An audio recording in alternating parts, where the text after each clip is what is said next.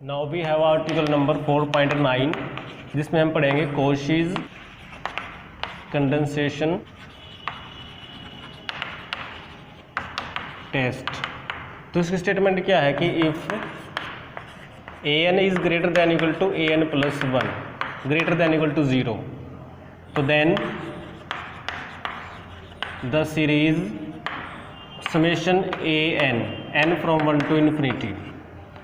तो देखिए इस सीरीज़ में बता रखा है कि इसकी हर एक टर्म क्या है, नॉन नेगेटिव है, मीन्स ये पॉजिटिव टर्म सीरीज़ कह सकते हैं। और इस सीरीज़ में हमारे पास क्या देखिए जो वैल्यूज़ है हमारे पास जो टर्म्स है वो डिक्रीज होती जा रही, मीन्स मोनोटोनिकली डिक्रीजिंग भी है। और एक सीरीज़ और दे रखी है एंड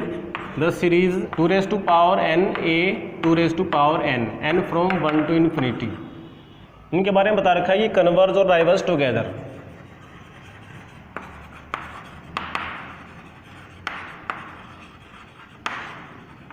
तो इसमें हमने क्या कर रखा है, जैसे n के लिए 1 रखेंगे 2 रखेंगे, ऐसे हमारे पास ये सीरीज़ बनेगी।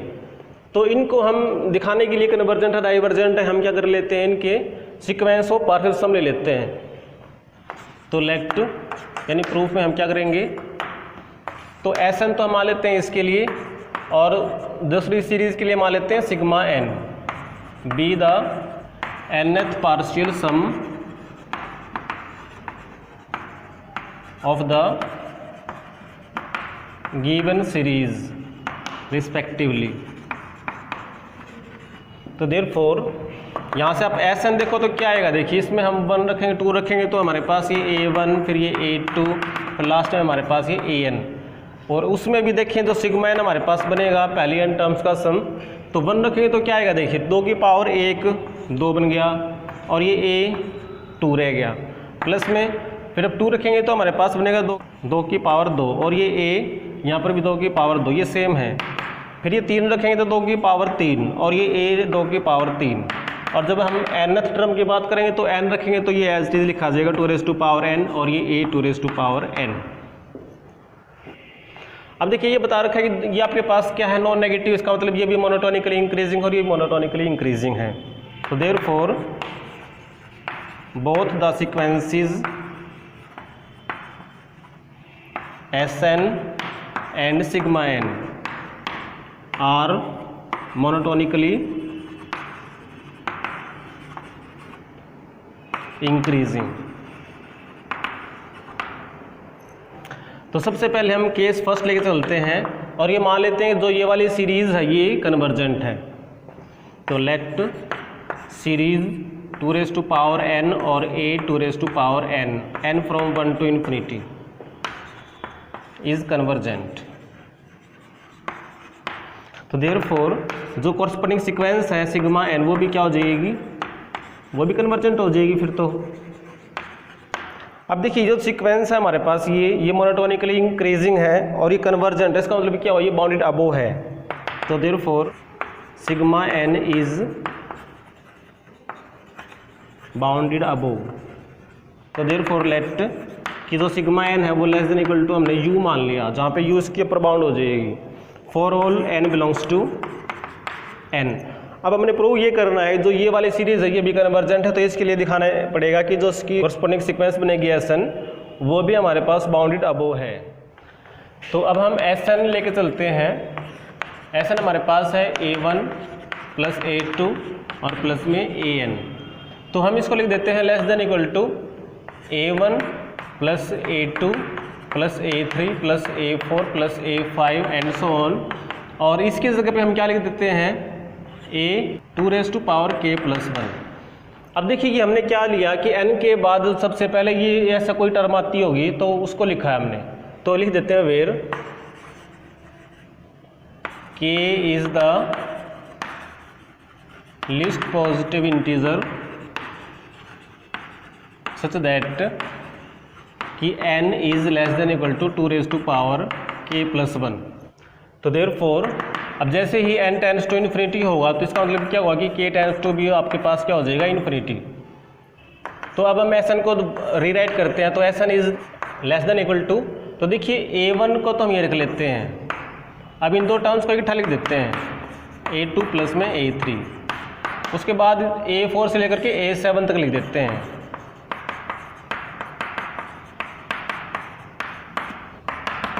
तो आप देखिए सबसे पहले यहाँ पे 2 की पावर 1 है, फिर 2 की पावर 2 से स्टार्ट हुआ, फिर 2 की पावर 3 से स्टार्ट हो गया। ऐसे करते हैं हम 2 की पावर कहाँ से स्टार्ट करेंगे,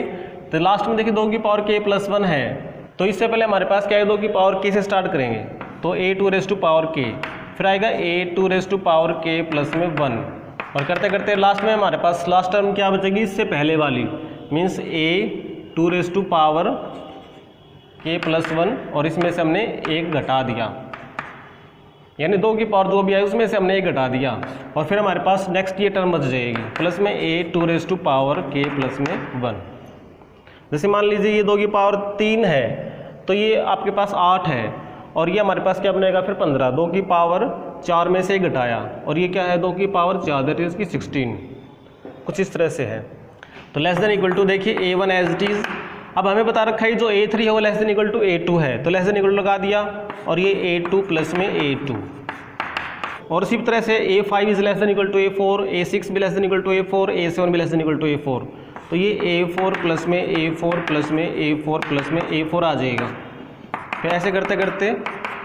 इसमें भी क्या लिखेंगे, सारे terms less than equal to this रह जाएंगी, तो a⁴ k, a⁴ k, और यहाँ पर भी a⁴ k less than equal to हमने शुरू में लगा दिया, और ये भी हमारे पास क्या है, इसको लिख देते हैं it is less than equal to a1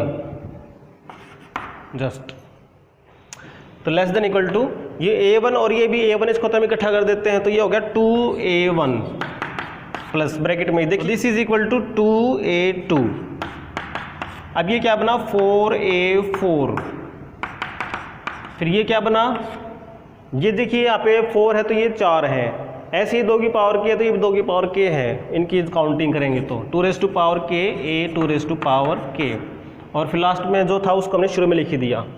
तो इसको लिख देते हैं हम this is equal to 2a1, और ये क्या बच गया हमारे पास देखिए 2a2, और ये क्या है 2⁻², a⁴ उसके बाद फिर हमारे पास क्या आएगा, 4 के बाद फिर 8 आएगा, तो 2 की पावर 3 लिखेंगे और a⁴ लिखेंगे, और फिर लास्ट में हमारे पास है तो 2⁻ k और a⁴ k, तो ये आपके पास आया 2a1, और ये सम हमारे पास बन गया देखिए sigma k, and this is less than equal to 2a1 plus में सिग्मा k हमारे पास लेस देन इक्वल टू है u, तो इसका मतलब ये दिखा दिया जो Sn है वो less than equal to 2a1 plus में u, ये भी हमारे पास फाइनाइट है और ये भी हमारे पास फाइनाइट है, तो ये इसकी अपर बाउंड बन गई, तो therefore sequence Sn is also bounded above, तो therefore sequence Sn is bounded above by 2a1 plus u। और हमने लिखा था शुरू में कि जो सीक्वेंसेस है Sn भी और सिग्मा n भी दोनों के दोनों मोनोटोनिकली इंक्रीजिंग है, तो ये बाउंडेड अबोव भी इसका मतलब क्या बना, ये कन्वर्जेंट हो गई, तो लिख देते हैं also sequence Sn is monotonically increasing, तो therefore sequence Sn is convergent, hence जो कॉरस्पॉन्डिंग सीरीज है an वो भी क्या हो गई, कन्वर्जेंट। अब केस सेकंड लेते हैं, जिसमें हम लेट कर लेंगे let the series summation n from 1 to infinity 2⁻n a⁴n is divergent. तो हम सीरीज n को भी डाइवर्जेंट शो करेंगे, तो देखिए ये डाइवर्जेंट है, इसका मतलब इसकी जो कॉरस्पॉन्डिंग सीक्वेंस है, sequence sigma n is also divergent. तो इसका मतलब क्या बना कि सिग्मा n जो सीक्वेंस है वो क्या बन गई, इज अनबाउंडेड अबोव। तो इसका यूज करके हम प्रूव करेंगे कि जो सीरीज हमारे पास an है दैट इज जो कॉरस्पॉन्डिंग सीक्वेंस Sn है वो भी हमारे पास अनबाउंडेड अबोव है। तो उसको लेने से पहले हम क्या लेते हैं, हम लेते चलते हैं S2⁻n, जिसमें कि हम पहले 2⁻n टर्म्स का सम लेके चल रहे हैं, तो ये बनेगा a1, फिर ये a2, फिर ये a3, और करते करते a 2⁻n है तो 2⁻n-1 भी आएगा, इसके बाद a 2⁻n-1 से नेक्स्ट टर्म भी आएगी, और फिर करते करते a2⁻n भी आएगा, तो ये 2⁻n तक की टर्म्स का सम आ गया। तो इसको लिखते हैं हम A1, फिर ये A2 अलग से, फिर A3 और A4 को इकट्ठा कर देते हैं, उसके बाद A5 से लेकर के A8 तक उसको अलग कर देते हैं। यानी देखिए हम क्या कर रहे हैं, इसमें 2 की पावर 1 तक आया, इसमें 2 की पावर 2 तक, इसमें फिर 2 की पावर 3 तक, फिर 2 लास्ट में क्या लिखें 2 की पावर n तक की टर्म्स आ जाएंगी यहाँ से लेकर के यहाँ तक। तो ऐसे करते करते A2 raise to power n minus 1 plus 1 से लेकर के A2 raise to power n तक। अब हमें दे रखा है कि जो an है it is greater than equal to an minus 1, इसका मतलब A3 is greater than equal to A4, वैसे ये सारे greater than equal to A8। तो हम क्या लिखेंगे, greater than equal to A1 plus में A2, तो ये ग्रेटर देन इक्वल टू लिख दिया, और ये क्या लिखेंगे 2A4 प्लस में ये हमारे पास 4 है तो 4A8। और इससे करते करते देखिए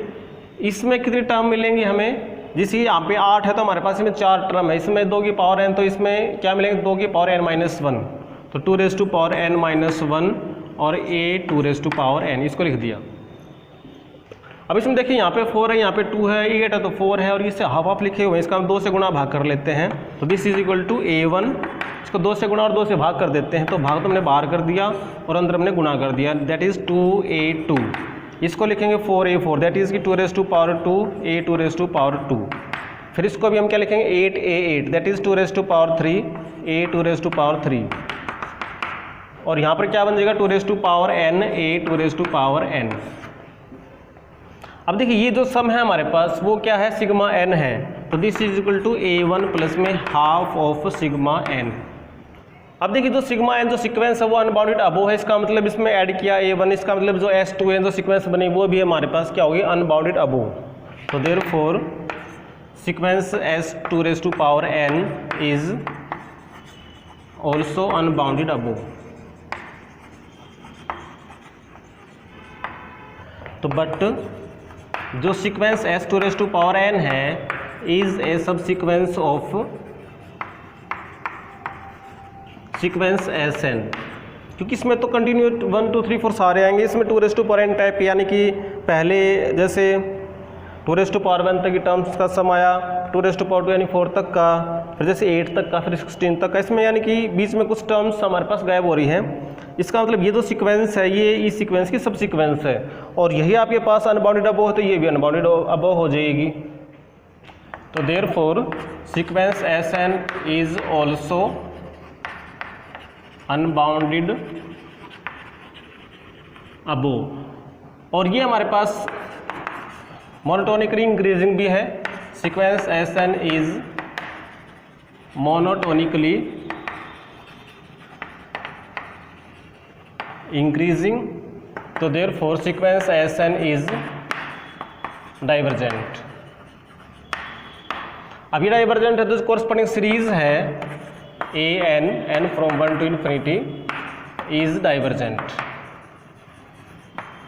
हैंस द रिजल्ट हमने प्रूव कर दिया।